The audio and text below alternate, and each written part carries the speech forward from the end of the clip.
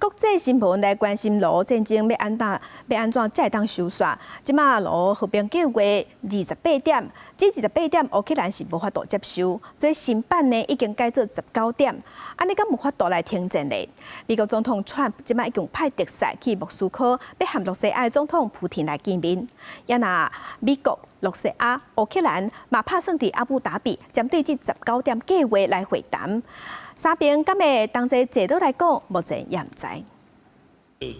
对原本由美国、Russia 共同制定外团包含，Russia 上大要求28点防限经过顶一周月伫瑞士一个月修改做19点，乌克兰只是表示已经准备好下一步。Framework is on the table, and we are ready to move forward together with the United States of America, with personal engagement of President Trump, and with Europe. And I'm ready to meet with President Trump.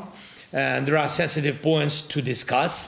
卫报分析修订了19点，更加接近乌克兰甲欧洲立场，强调尊重乌克兰主权，各国在承认。Russia 方面对比占领区的控制，美国总统川普伫北京的感恩节传统活动会议特赦仪式，对这份可能结束能够冲突有正面的信息。I think we're getting very close to a deal. We'll find out. 美国陆军部长德里斯科到阿布达比甲 Russia 官员会谈，报道指出，乌克兰国防部情报总局长布达诺夫也伫川普伫社群媒体大文期待因甲泽伦斯基总统甲普廷总统会面。不过，甘乃迪终止战争协议已经完成，或者是进入最后阶段迄时阵。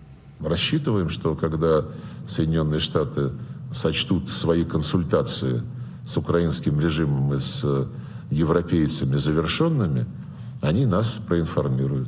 即乌克兰外交官警告，割让领土依然是主要障碍，表示虽然部分基地已向共识，强调协议依然正远。虽然有阿布达比的谈判，美国白宫正面相会气氛，无法度互和平赶紧到位。但是Russia、乌克兰依然互相轰炸，造成重大死伤，反倒来显示局势依然严重。公司新闻，恩文玲报道。